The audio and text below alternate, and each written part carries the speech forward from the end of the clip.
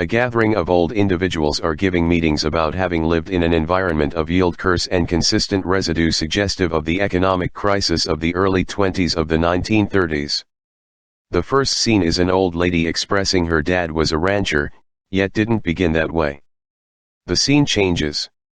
We are acquainted with a rancher and single man named Joe Cooper, Matthew McConaughey. He is a school-taught previous NASA aircraft tester and specialist who had to surrender his occupation to cultivate, living in an overview farmhouse, probably possessed by his father by marriage. They ranch corn, with wheat at this point not accessible and okra a few seconds ago having become wiped out because of scourge. We see no creature life. It is the 2060s in eastern Colorado. The greater part of the total populace has been pulverized from starvation and America has been diminished to a striving agrarian culture for the beyond 30 years.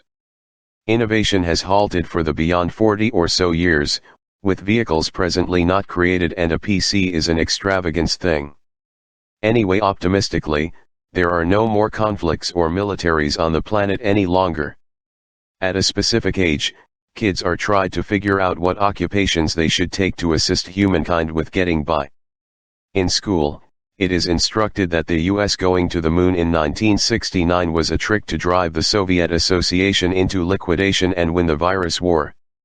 Cooper's family comprises of his kid father by marriage, Donald, John Lithgow, 15-year-old child Tom, Timothy Calumet, and 10-year-old girl Merv, Mackenzie Foy. Donald was brought into the world toward the finish of the 20th or start of the 21st hundred years and affectionately reviews times when innovation was continually changing and new contraptions being developed. He is a practical man who deals with the family obligations and coexists well with Cooper. Both of them sit on the yard savoring brew the night and philosophize about the state of the world and how things ought to be.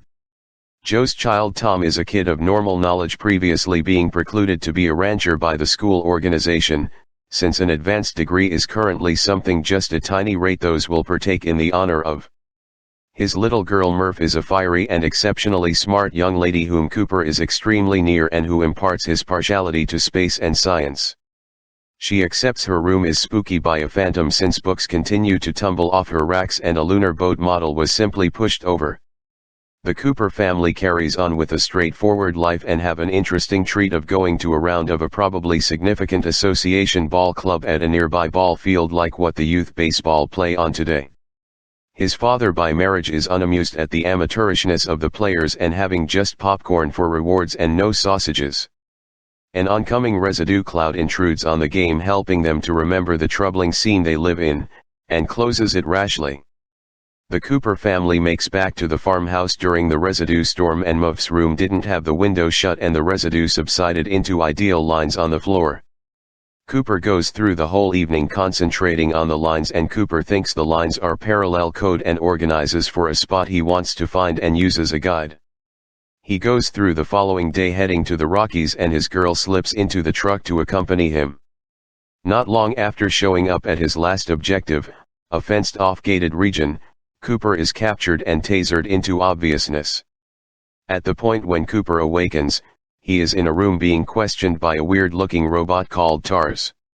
It turns out Cooper is in the trick of the trade on the planet, a dugout, and meets his old manager from NASA, a British bloke named Dr. John Brand, Michael Caine, in addition to his delightful youthful little girl, Amelia Brand, Anne Hathaway. No one is persuaded that Cooper just found the spot coincidentally and Dr. Brand accepts a power brought Cooper there. The compound Cooper found is really the leftovers of NASA, occupying the office stealthily and as of now not subsidized by the public authority due to the shortage of assets. There is a space mission leaving soon to go through a wormhole of obscure beginning close to Saturn that will take them to 3 possibly tenable planets, 2 of them circling a super-enormous dark opening named Gargantua, a huge dark circle about the size in measurement of Earth's sun yet which has a sun-powered mass of around 50 million Earth suns. A decade sooner, 12 individual space travelers were conveyed through the wormhole in 12 unique boats, yet just 3, Mill operator, Mann, and Edmonds, enacted the thumbs-up signal, every one of whom are at 3 planets. Right now, NASA has no one to guide the rocket, and without a second to spare they maintain that Cooper should go, in spite of his family obligations. The actual fortification is really a rotator, which is projected to become something different later on. The mission has two plans. Plan A is to get the rotator into space as a space station and salvage an enormous number of individuals. This requires Dr. Brand to address the condition that will permit the researchers to conquer gravity and get the access into space. Plan B is to colonize the most livable of the three planets alongside a lot of frozen undeveloped organisms to repopulate the species. Dr. Brand guarantees Cooper the Earth is passing on and mankind doesn't have significantly longer, and that he wants to direct the specialty and investigate, in case his family and the remainder of the world all kick the bucket soon. Cooper is exceptionally hesitant, in light of the fact that he's scarcely left Earth's climate, yet Brand consoles Cooper the 12 space travelers sent on the mission never at any point left the test systems ahead of time. The following day, Cooper and Murph return to the farmhouse. His girl is incredibly angry with him for picking the mission. That evening Cooper and Donald are perched on the patio drinking brew, and Cooper helping Donald back to remember the vanity of remaining and the circumstances they live in. Donald guarantees Cooper he's making the best decision, however needs to fix things with Murph. The following morning, Cooper puts forth a valiant effort to comfort a wailing Murph and vows to return to her and that they could try and be similar age when he returns, giving her a wristwatch to look at time. Murph denies his confirmation and that her shelf is speaking with her in Morse code to remain. Notwithstanding her supplications, Cooper won't withdraw and another book tumbles down before he leaves. However, Cooper ignores it. Cooper leaves and expresses farewell to Tom and Donald, and keeping in mind that he's heading out, Murph stomps out the front entryway needing to see him one final time, yet all the same it's past the point of no return. The space transport create rockets from Earth at high velocity with Cooper, Amelia Brand, Dr. Doyle, Wes Bentley, Dr. Nikolai Romilly, David Gyasi, and the TARS and Case robots ready. Doyle and Romilly are two researchers that were in the gathering room at NASA during the gathering with Cooper. At the point when the space apparatus leaves the climate, everything goes calm out of nowhere, with the exception of within. The ring-molded Perseverance is up ahead and they dock with it, which has every one of their requirements for space travel. The Perseverance is leaving Earth and they bid goodbye to a turning Earth and need to anticipate the desolate, claustrophobic, and possibly hazardous truth of room and place themselves in a plastic-shrouded water cryosleep bed for the 2-year excursion to Saturn. Dr. Brand makes an outing in Cooper's old 2010 Evade Slam truck to convey the vehicle back to the residence and give a copied message from Cooper to his loved ones. Murph seems trusting her dad is home, yet indignantly storms once again into the house. Donald tells Dr. Brand about how Murph is embarrassing her educators, yet Brand tells Donald perhaps she'll ultimately embarrass him.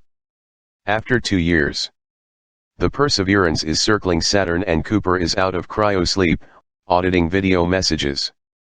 His child Tom lets him know he's doing a firm and Donald says howdy, advising Cooper that Murph actually will not converse with him. The Perseverance team happen upon the wormhole, which looks like a plasma globe and will give a speedy channel to the group to arrive at the 3 planets in the following system.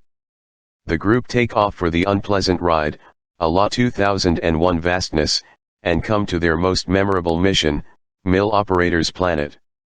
During the time through the wormhole, Amelia connects and feels she contacted somebody's hand. They end up in a locale of room around 10 billion light a long time from planet Earth. They choose to go to Mill Operator's planet, proposing to stop there just momentarily as its nearness to Gargantua causes extreme gravitational time widening with every hour spent on a superficial level costing 7 Earth years. Cooper, Amelia, Doyle, and the robot Case choose to gamble with themselves and mean to be in and out of there in not more than minutes to overview, while Romilly stays on the Perseverance to concentrate on the dark opening and get quantum information from it.